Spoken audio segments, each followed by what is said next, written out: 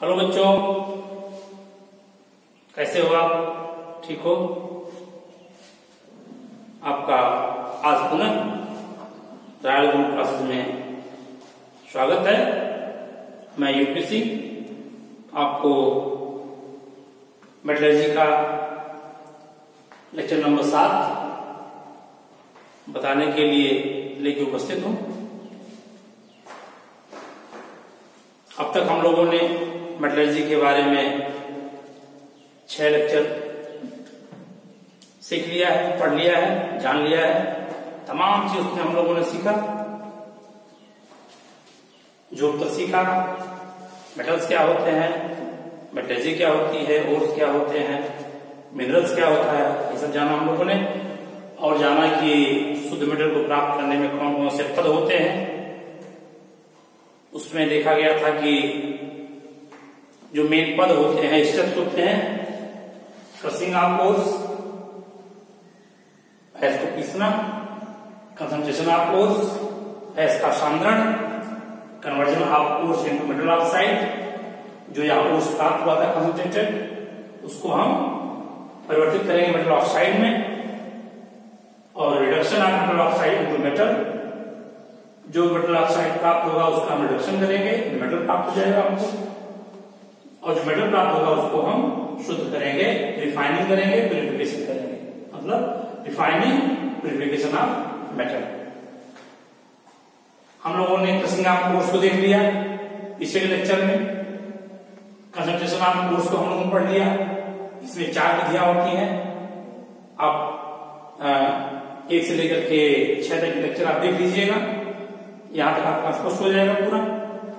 आज हम आपको जो थर्ड स्टेप्स है, conversion of ores into metal oxide, इसके बारे में अध्ययन करेंगे। बच्चों, बड़ा महत्वपूर्ण टॉपिक है। इससे क्वेश्चन जनरली बहुत ज्यादा पूछे जाते हैं, आपके कंपटीशन में भी, एकेडमी में भी। आप जेईई में हो या नीट्स में हो, कहीं बैठेंगे, इससे क्वेश्चन बहुत पाएंगे। बड़ा महत्वपूर्ण टॉपिक आपका है, खासकर 3rd और 4th। तो हम आपको लेकर चलते हैं conversion of ores into metal oxide की तरफ।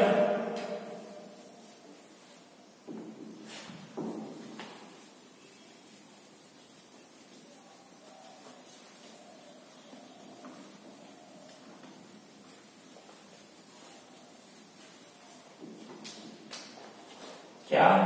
Conversion of ores into metal oxide. ये कौन सा ओर्स है? जो जिसका हमने कंसंट्रेशन कर लिया है, अर्थात कंसंट्रेटेड ओर्स। जो सांद्रित ओर्स हमारा प्राप्त हुआ है सेकंड स्टेप के बाद, अब उसका हम कन्वर्जन करेंगे मेटल ऑक्साइड में, उसी धातु के ऑक्साइड के रूप में। बच्चों, वास्तव में ऐसे कितने प्रकार के होते हैं आप जानते हो?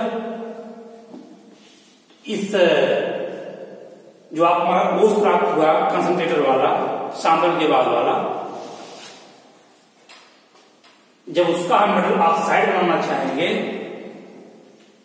तो इसके लिए 2 विधियां अपनाई जाती हैं, 2 मेथड।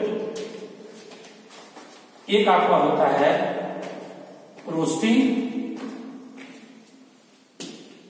इसको हिंदी में हम भर्जन कहते हैं। दूसरा होता है कैल्सिनेशन, इसको हम लोग हिंदी में निस्तापन कहते हैं। निस्तापन और भर्जन, रोस्टिंग और कैल्सिनेशन। इतना याद रखिएगा। क्या? 3rd स्टेप में, अर्थात जो हमारा सेकंड स्टेप में प्राप्त हुआ कंसंट्रेटेड ओर्स, जो मैंने कर लिया, कंसंट्रेटेड ओर्स मैंने प्राप्त कर लिया सांद्रित गैस, उससे हमको मेटल ऑक्साइड प्राप्त किया जाना है 3rd स्टेप में। तो मेटल ऑक्साइड प्राप्त करने का 2 विधियां होती हैं। एक रोस्टिंग है, भर्जन, दूसरा कैल्सिनेशन अथवा निस्तापन। माइंड करिए इस बात को। जो रोस्टिंग है, क्या जो रोस्टिंग क्रिया है केवल और केवल सल्फाइड कोर्स में होंगे। कौन सी? सल्फाइड कोर्स। जो सल्फाइड कोर्स हमारे होंगे उसके लिए हम रोस्टिंग करेंगे। और सल्फाइड कोर्स कौन से हैं, कौन कौन से कोर्स हैं, इसके लिए आप सेकंड लेक्चर को आप देख लीजिएगा, समझ जाएंगे। सल्फाइड कोर्स को हम भर्जित करते हैं, रोस्टिंग करते हैं, और तब मेरा ऑक्साइड प्राप्त हो जाता है मेटल का। बाकी जो कोर्स होते हैं प्रमुखतः जो कार्बोनेट कोर्स होते हैं या हाइड्रोजन कोर्स हमारे जो है, ऑक्साइड कोर्स हमारे हैं, इन सबका हम कैल्सिनेशन करते हैं। क्या? रोस्टिंग सल्फाइड कोर्स का, कार्बोनेट कोर्स का, हाइड्रेटेड कोर्स का जिसमें क्रिस्टल मिले होते हैं, इन सबका, या हाइड्रोक्साइड जो हमारे होंगे उन सबका हम कैल्सिनेशन करते हैं, निष्कापन करते हैं, तब जाकर के मेटल ऑक्साइड मेरा प्राप्त होता है। इसको डिटेल में देखेंगे। अब दो विधियां, रोस्टिंग और कैल्सिनेशन। रोस्टिंग सल्फाइड कोर्स के लिए, कैल्सिनेशन कार्बोनेट सोर्स है, हाइड्रेटेड कोर्स हमारे हैं, या अन्य कोर्स जो भी होंगे। इसके अलावा इतना आप जान लीजिए, याद करने के लिए माइंड कर लीजिए, केवल और केवल सल्फाइड कोर्स रोस्टिंग लगाते हैं और बाकी सबका हम कैल्सिनेशन कर देते हैं। अगर शॉर्ट में बोलना है जानकारी के लिए आपके बताऊं, फिर अभी आपको मैं इतना जानिएगा।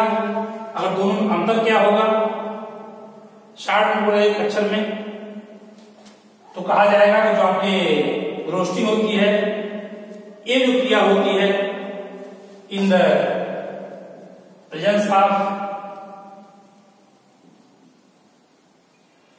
एक्सेस ऑक्सीजन में होती है। ऑक्सीजन के आधिक्य में क्रिया होती है रोस्टिंग। रोस्टिंग क्रिया ऑक्सीजन के प्रेजेंस में होती है, ऑक्सीजन के आधिक्य में होती है। ऑक्सीजन की अधिकता होगी और ऑक्सीजन वहां होना बहुत जरूरी है, तभी ये क्रिया होगी रोस्टिंग। लेकिन जो आपका कैल्सिनेशन है, ये जो प्रक्रिया हमारी होगी, ये इन द एब्सेंस ऑफ होगा, in the absence of oxygen, अथवा लिमिटेड ऑक्सीजन।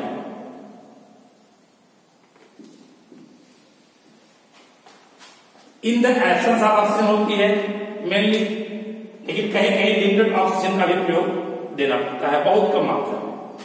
हम मान के चलते हैं in the absence of oxygen में कैल्सिनेशन होता है। दो क्रिया, रोस्टिंग और निष्कापन, calcination, presence of oxygen, absence of oxygen. देखा जाए वास्तव में रोस्टिंग क्या चीज है। हम अगर केवल रोस्टिंग की बात करें, एक चीज और ध्यान दीजिएगा, इसको माइंड करिएगा, लिख लीजिएगा। ये दोनों क्रियाएं, चाहे रोस्टिंग का हो या कैल्सिनेशन का हो, जो भी क्रिया करेंगे हम, तो एक स्पेशल भट्ठी होती है, फर्नेस होता है, इसे कहते हैं हम रिवर्बरेटरी फर्नेस। कौन सा? रिवर्बरेटरी फर्नेस, हिंदी में परावर्तनी भट्ठी, परावर्तनी भट्ठी, परावर्तनी भट्ठी या रिवर्बरेटरी फर्नेस। एक प्रश्न पूरा होता है कभी कभी कि कैल्सिनेशन की क्रिया या कैल्सिनेशन की क्रिया अथवा रोस्टिंग की क्रिया किस फर्नेस में, किस भट्टी में की जाती है। आप याद रखिएगा, ये दोनों क्रियाएं, चाहे रोस्टिंग होगी चाहे कैल्सिनेशन होगा, दोनों रिवर्बरेटरी फर्नेस में ही की जाएंगी। अब बात आती है रिवर्बरेटरी फर्नेस क्या होती है, क्रिया कैसे होती है और क्या होता है, चर्चा इस पे कर लेते हैं जो महत्वपूर्ण बात है। इतना आप समझ गए होंगे। दो क्रियाएं दो तरह के होगा, रोस्टिंग और कैल्सिनेशन। रोस्टिंग क्या होगा, सल्फाइड ओर्स का होगा, कैल्सिनेशन अन्य सभी ओर्स के होंगे। किसी कर सकते हैं आप। दोनों क्रियाएं रिवर्बरेटरी फर्नेस में होती है, परावर्तनीय भट्ठी में होती है। रोस्टिंग ऑक्सीजन के प्रेजेंस में होती है, अधिकता में होती है, और जो हमारा कैल्सिनेशन है mainly in the absence of air होती है, ऑक्सीजन के एब्सेंस में होती है। लेकिन कभी कभी लिमिटेड ऑक्सीजन भी देना पड़ सकता है, तो लिमिटेड ऑक्सीजन भी कभी कभी कैल्सिनेशन में लगता है, लेकिन mainly in the absence of oxygen ही होती है कैल्सिनेशन क्रिया। अब देखा जाए भट्ठी कैसी होती है, कैसे क्रिया होती है, चर्चा हम इस पे करें। देखिए कठिन नहीं है, आसान है, बना सकते हो। बहुत देखिए इसमें एक भाग ऐसे होता है इसका, जहां उसके ओर्स रखते हैं, ये भाग है इसका। वास्तव में इसके 3 पार्ट होते हैं, आपको बताते भी हैं। इसके होते हैं 3 पार्ट।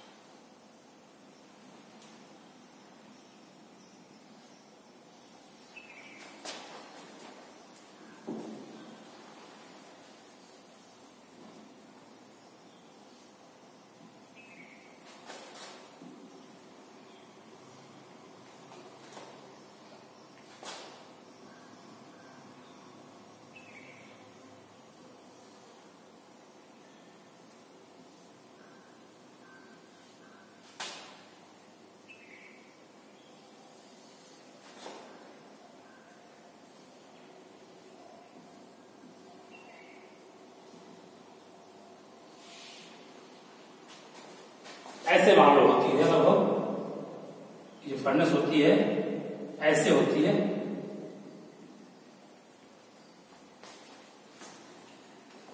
देखिए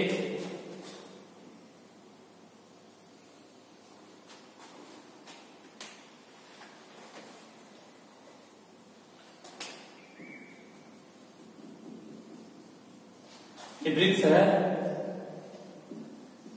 जो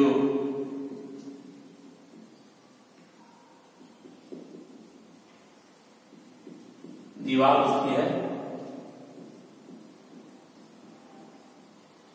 जो फायर प्रूफ होती है। इसमें 3 भाग होते हैं। एक भाग इसका ये होता है, ये वाला भाग,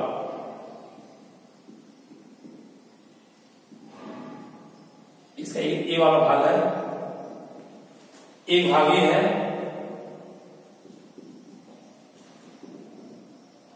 और इसका एक भाग ये है।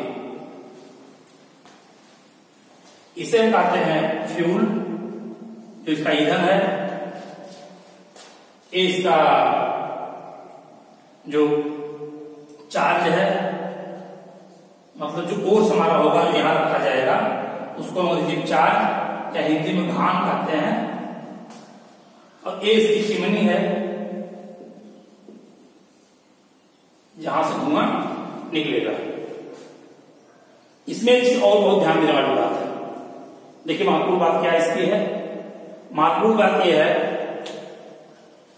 कि जब हम भर्जन करते हैं, रोस्टिंग करते हैं या कैल्सिनेशन कोई काम करते हैं, रोस्टिंग करते हैं या कैल्सिनेशन करते हैं, कोई क्रिया करते हैं दोनों में से,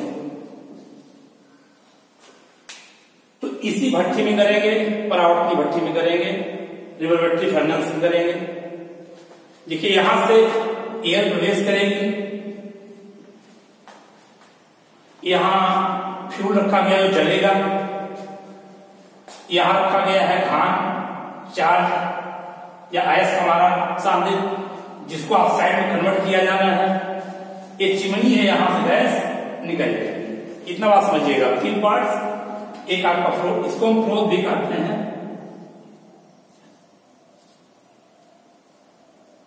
भट्टी से कहते हैं हम, ये भट्टी इसकी है, या चूल्हा इसे कहा दिया जाए, यही चूल्हा इसका है। ये बात, ये चूल्हा है या भट्टी है, कुछ भी इसको आप ये वाला भाग, इसमें ध्यान रखा गया है। और जो आपका ये बना हुआ है, ये फायर प्रूफ ब्रिक्स का बना होता है, क्योंकि दीवारें होती हैं फायर प्रूफ होती हैं, मतलब आग की चिचकती नहीं है, उसको सहन करती हैं, बहुत गर्म नहीं होती है, अंदर ही गर्म होती है, बाहर की बहुत ज्यादा नहीं होती है, चिचक जाएगी, इतना इसमें टेम्परेचर होता है।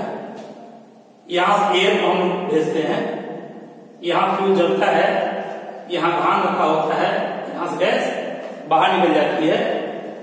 इसमें एक चीज और आप बहुत ध्यान दीजिएगा, चाहे रोस्टिंग हो चाहे कैल्सिनेशन क्रिया कुछ भी हम कर रहे हो, कोई भी क्रिया कर रहे हो, 2-3 बातें बहुत महत्वपूर्ण इसमें होती है। क्या गर्म करते हैं, इसमें भी गर्म करते हैं, इसमें भी मैंने बताया कि आपको इसमें आपका प्रेजेंस ऑफ ऑक्सीजन होगा रोस्टिंग में, इसमें कैल्सिनेशन में एब्सेंस ऑफ ऑक्सीजन होगा, या कभी कभी लिमिटेड मात्रा में ऑक्सीजन दी भी जाती है रोस्टिंग कैल्सिनेशन में। इतना गर्म करते हैं, ध्यान देना।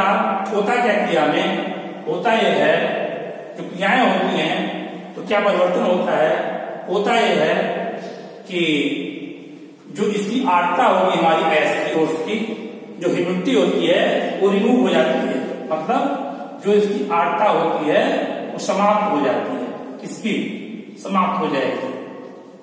कोर्स की। जो कोर्स है या अयस्क है, अयस्क की आर्द्रता समाप्त हो जाएगी। दूसरा बात क्या होगा, जो हमारा कोर्स होगा वो पोरस हो जाता है, मतलब उसमें छिद्र बन जाते हैं, समृद्ध हो जाता है। क्यों? जब नमी निकल जाएगी कोर्स में से, उसमें तमाम छिद्र बन जाते हैं, तमाम छिद्र उसमें बन जाते हैं, जो भी होगा हमारे। तीसरी चीज क्या होती है, ध्यान दीजिए इस बात पर। तीसरी चीज क्या होती है, जो उसमें अशुद्धियां होती हैं, नॉन मेटेलिक जो नॉन मेटल्स होते हैं, उनकी जो अशुद्धियां प्योरिटी होती है वह ऑक्साइड बन करके निकल जाती है। क्या कहा गया, जो उसमें नॉन मेटेलिक इम्प्योरिटी होती है वो इवापोरेट हो जाते हैं, इसमें ऑक्साइड के रूप में ऑक्साइड बना करके इवापोरेट हो जाते हैं। जितनी अशुद्धियां उसमें होती है नॉन मेटेलिक वाली, क्या होता है, एक तो उसकी जो आर्द्रता होती है, ह्यूमिडिटी होती है, वो रिमूव हो जाती है। दूसरी बात, जो ओर्स मेरा होता हो पोरस हो जाता है, क्षितिज हो जाता है। तीसरी बात, जो नॉन मेटेलिक इम्प्योरिटी होती है वो इवापोरेट हो जाती है, चाहे आप कैल्सिनेशन कर रहे हो चाहे आप रोस्टिंग कर रहे हो, एक क्रिया तो होगा ही होगा। हाँ, दोनों के रिएक्शन अलग अलग होते हैं। अलग क्या होता है, चूंकि इसमें ऑक्सीजन हम देंगे और यहां ऑक्सीजन हम नहीं देंगे, तो अभी देखते हैं रिएक्शन कैसे चेंज होता है, चर्चा उस पर भी हम करते हैं। पहले में देख लें क्रिया कैसे होती है, इतना आप समझ गए होंगे मुझे लगता है। अब देखिए, अगर हम केवल रोस्टिंग की बात करें, अगर तो रोस्टिंग की बात करें तो ये मेरी भट्टी है। सेकंड स्टेप में जो हमको अयस्क प्राप्त हुआ है, कोर्स प्राप्त हुआ है सांद्रित, उसको यहां हम धान के रूप में रखेंगे और यहां पर हम फ्यूल रख देंगे, जला देंगे। यहां से एयर को प्रवेश कराएंगे और यहां हम आग लगा देंगे, तो क्या होगा, होगा ये बर्न होगा। तो यहां से क्या होगा कि सीधे यहां जो इसकी लपट जाएगी आकर के यहाँ टकराएगी दीवार से, वापस यहाँ आएगी। आने के बाद जो इसके ऑक्साइड्स होते हैं, जो इसके फोर्स होते हैं, वहां क्रियाएं होंगी, ऑक्साइड्स बनेंगे। जो नॉन मेटेलिक होंगे आपके इम्प्योरिटी, वो बाष्पित होकर के या वोलेटाइल ऑक्साइड बना करके इवापोरेट हो जाएंगे, इधर से निकल जाएंगे। और बाकी जो ओर्स होगा हमारा, मेटल्स होगा, वो ऑक्साइड बना करके यहीं पर रह जाएगा। क्या इसमें एक चीज और बड़ा महत्वपूर्ण है, ध्यान दे दीजिए आप, नोट कर लीजिए, कहीं पे माइंड कीजिए आप। ये सारी क्रिया जो हम गर्म करते हैं, जो हीट करते हैं, वो इतना हीट करेंगे, माइंड कीजिएगा, इतना ही टेम्परेचर उसको जाना चाहिए, इतना होना चाहिए कि वह मेल्ट न होने पाए। अर्थात जिस धातु का हम धान यहाँ रखे हुए हैं, उसके मेल्टिंग पॉइंट से नीचे का टेम्परेचर इसका होना चाहिए। मतलब इसको हम उतना गर्म करेंगे मेल्टिंग पॉइंट से नीचे। तो कहते क्या है, मेल्टिंग पॉइंट से नीचे हम गर्म करेंगे। अगर एक शब्द पूछा जाए वर्जन क्या है, अगर पूछा जाए वर्जन क्या है, आप कह सकते हो सांद्रित अयस्क को वायु की उपस्थिति में धातु के मेल्टिंग पॉइंट के नीचे गर्म करते हैं। इस क्रिया में मेटल, जो उसके मेटल है, वो ऑक्साइड में परिवर्तित हो जाते हैं। इस क्रिया को हम भर्जन कहेंगे। क्या सांद्रित अयस्क को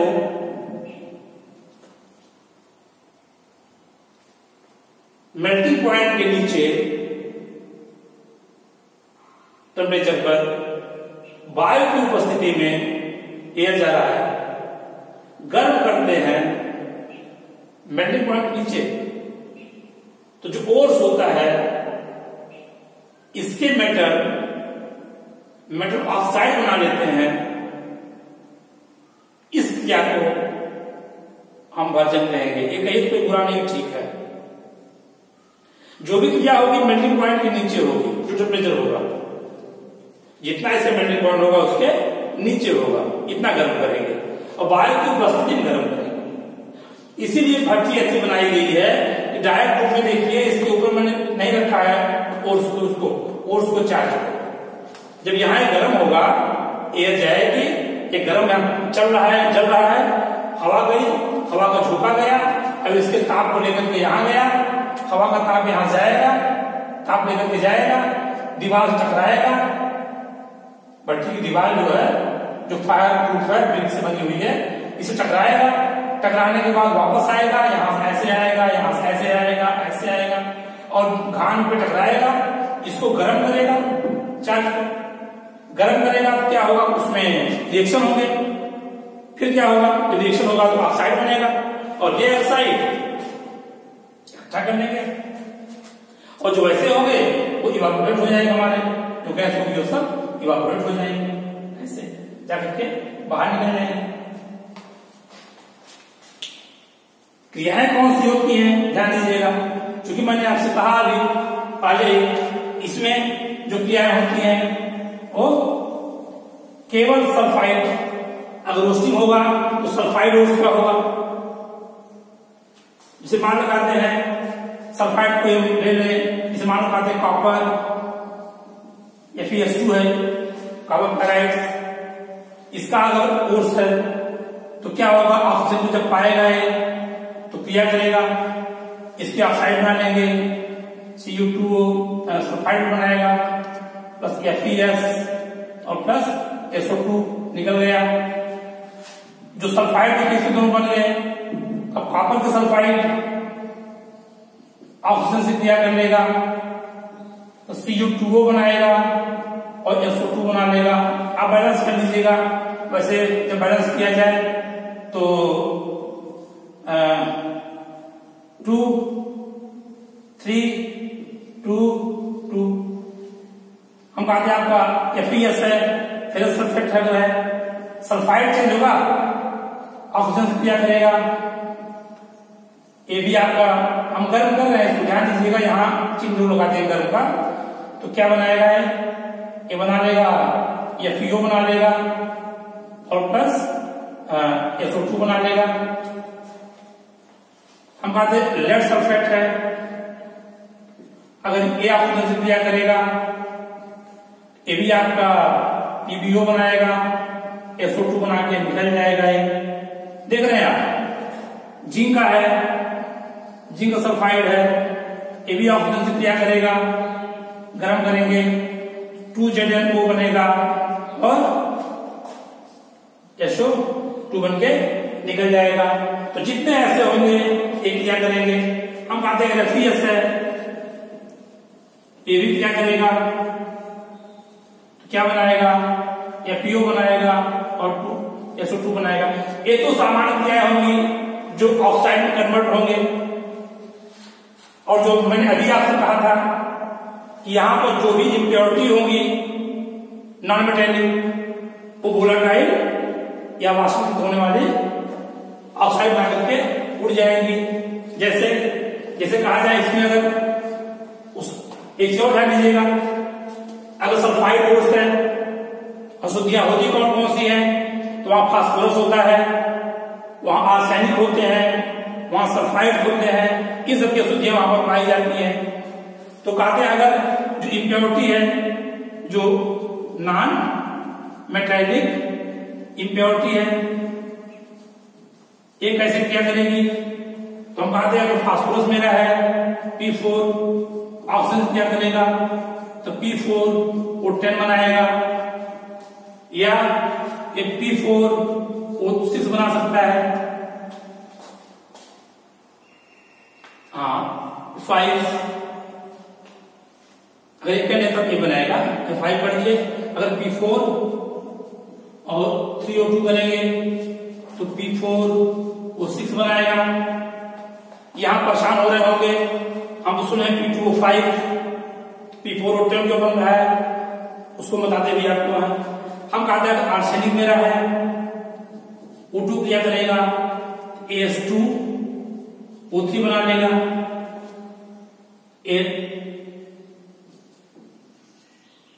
बना लेगा। हम कहते हैं अगर सल्फर है, S8 है, O2 है, SO2 बनाएगा और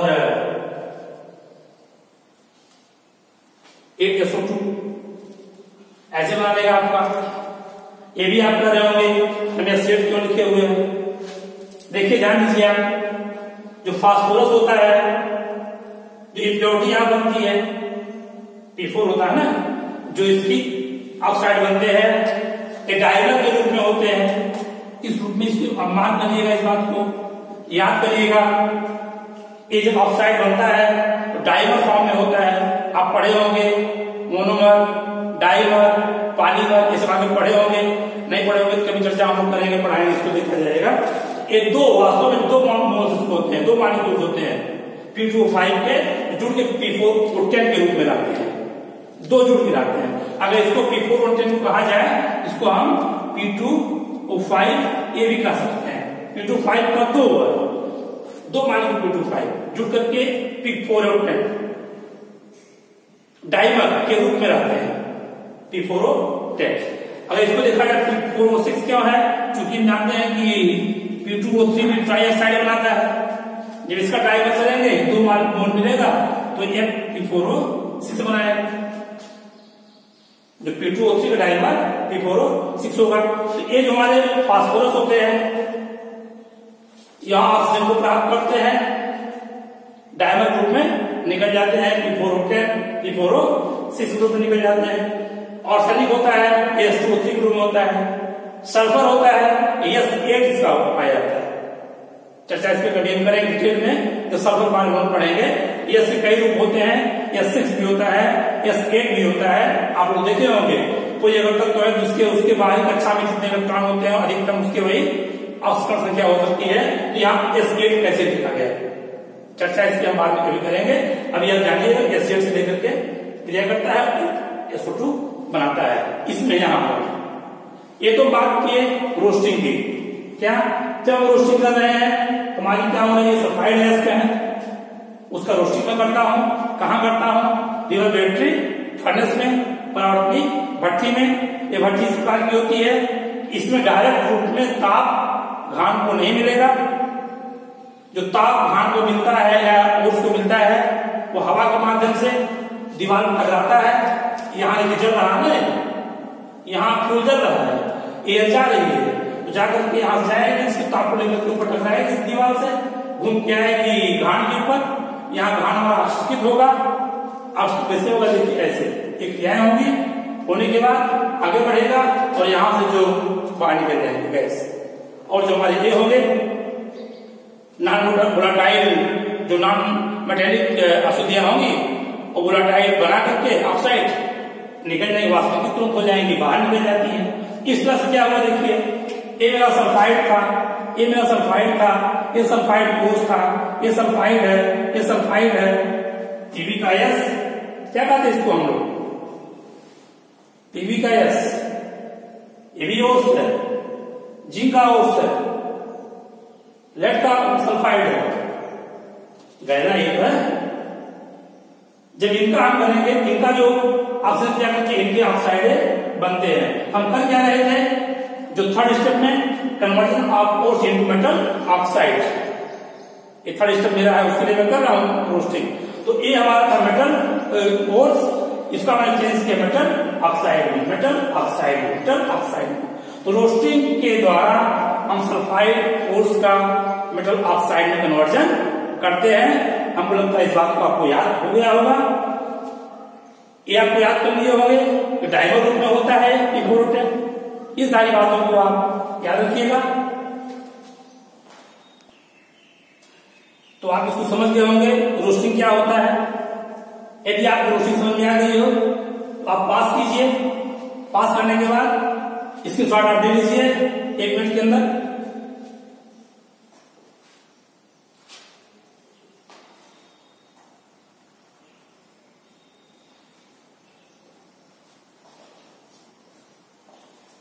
हाँ, रोस्टिंग आपका समाप्त हो गया। अब दूसरी विधि जो हमारी थी conversion of ores into metal oxide की, वो थी कैल्सिनेशन। देखिए वो कैसे होता है, वो भी इसी भट्टी में होती है, इसी रिएक्टर में होती है, परावर्तनी भट्टी में भी क्रिया होती है। भर्जन में आपने देखा था कि प्रेजेंस था, एयर था, और कैल्सिनेशन जो हमारा होगा उसमें एब्सेंस ऑफ एयर होगा, या लिमिटेड मात्रा में आवश्यकता पड़ने पर। लेकिन फिर मैं कह रहा हूं क्या एब्सेंस ऑफ एयर में भी क्रिया होती है, मैक्सिमम होता क्या देखिए है, सब कुछ वही रहेगा, यहीं पर रखेंगे हम, इसको जलाएंगे, लेकिन स्टॉपर लगा होता है, इसको हम बंद कर देंगे, या हवा नहीं जाने पाएगी, या आवश्यकता होगी हम थोड़ा सा खोल के थोड़ी हवा इसमें प्रवेश करा देंगे। कहने मतलब ये एब्सेंस ऑफ एयर होगा, हवा की अनुपस्थिति में क्रिया होगी। कौन सी, रोस्टिंग की, कैल्सिनेशन का जो कैल्सिनेशन क्रिया होती है वह सल्फाइड ओर्स के अलावा होती है। कौन कौन से कार्बोनेट्स आपके मुख्यतः इसके होते हैं, जिसे मालूम आता हूं कैल्शियम कार्बोनेट मेरा है, ये ओर्स है, इसका हमको करना है कन्वर्जन करना मेटल ऑक्साइड में। तो इसमें ऑक्सीजन की आवश्यकता कहां है, दोनों मंत्र देख लीजिए। जो सल्फाइड ओर्स है, अगर देखिए हम Cu या PS2 लिखे थे, यहां कहीं ऑक्सीजन नहीं है। अगर इसको हमको ऑक्साइड बनाना है तो जब तक ऑक्सीजन नहीं मिलेगा तब तक ऑक्साइड नहीं बनेगा। तो इसलिए जो मैंने वर्जन किया, रोस्टिंग किया सल्फाइड ओर्स की, ऑक्सीजन वहां दिया गया। लेकिन जो कैल्सिनेशन है वो कार्बोनेट ओर्स काम करेंगे, या हाइड्रेटेड जो हमारे ओर्स है किस ओर्स काम करेंगे।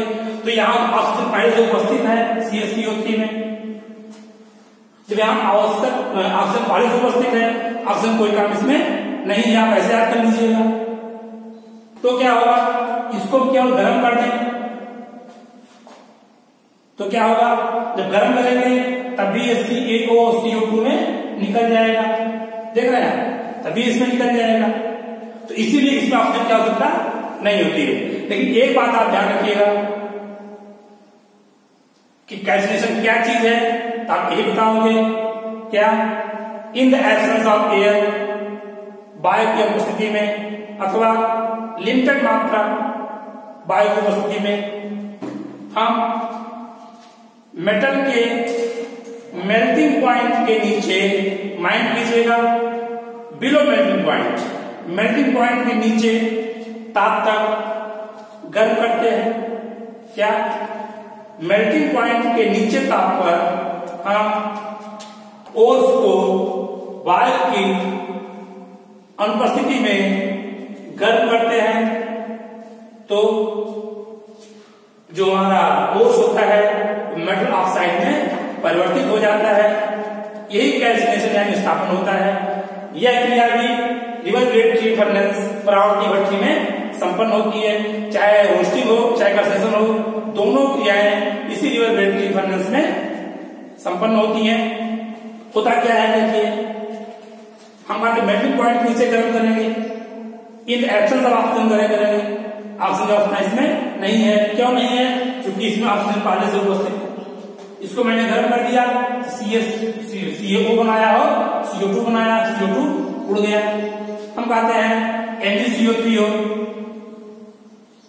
इसे गर्म कर दें, क्या बन जाएगा, MgO बन जाएगा और CO2 बन जाएगा और ये उड़ जाएगा। हम कहते हैं CuCO3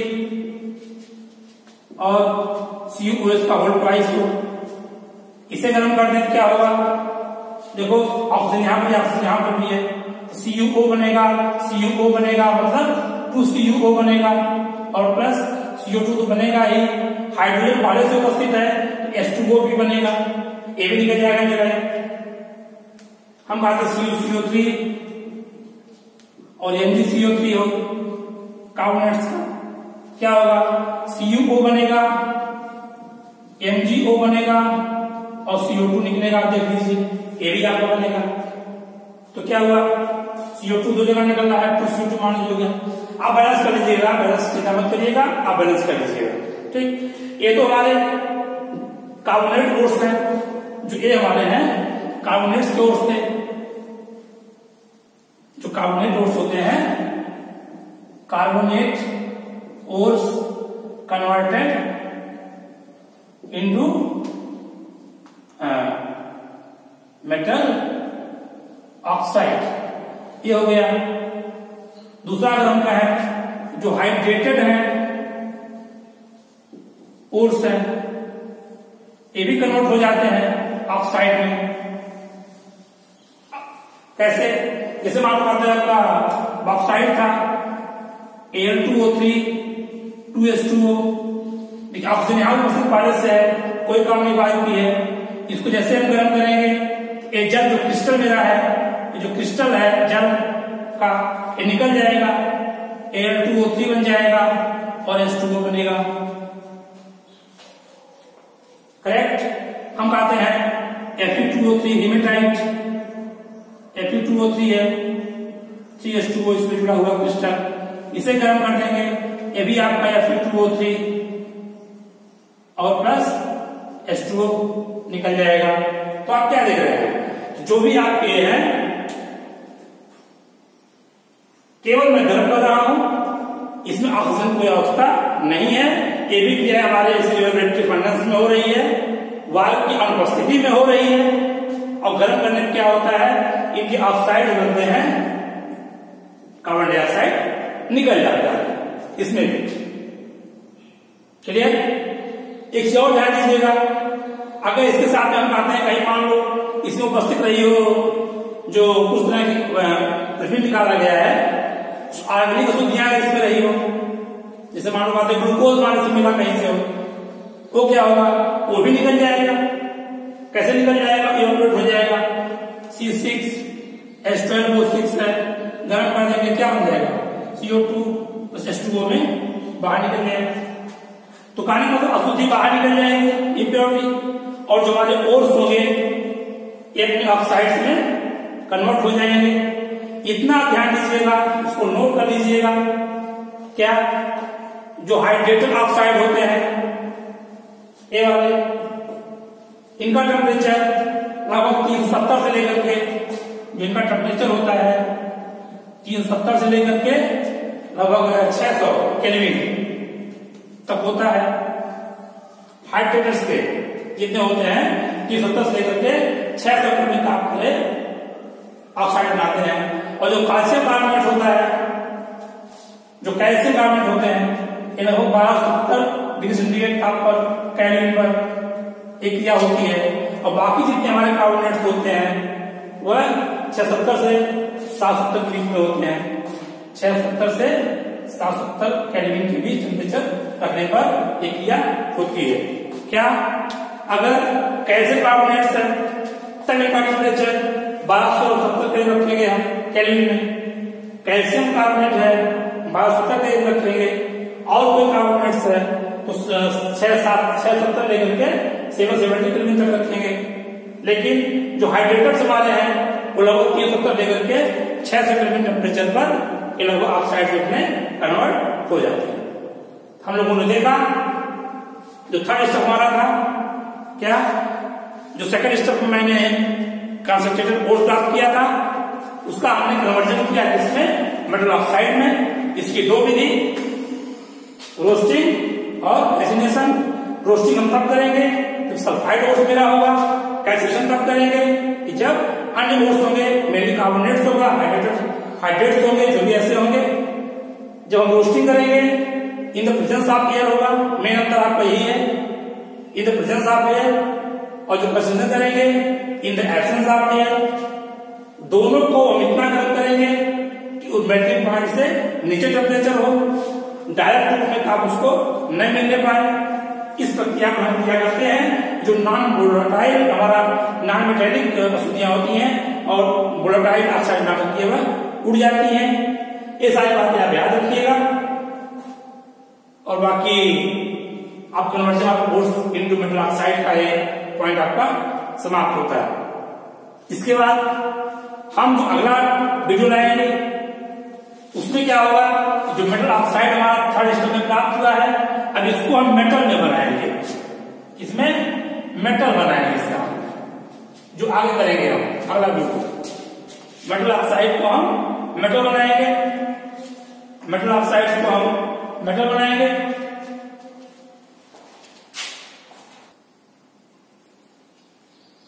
तो आपका ये वाला टॉपिक आज का समाप्त होता है।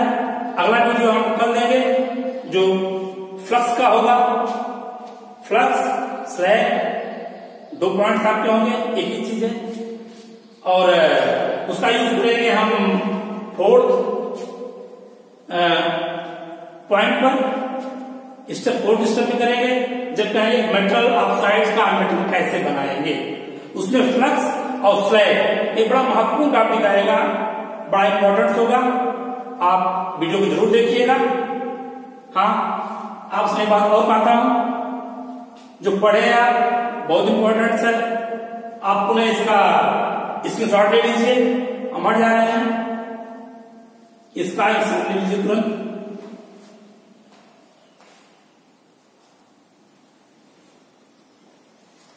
चलिए, कोई दिक्कत आपको इसमें आई होगी आप कमेंट्स में लिख दीजिएगा। हाँ, यदि आपको अच्छा लगा हो तो प्लीज सब्सक्राइब कर लीजिएगा,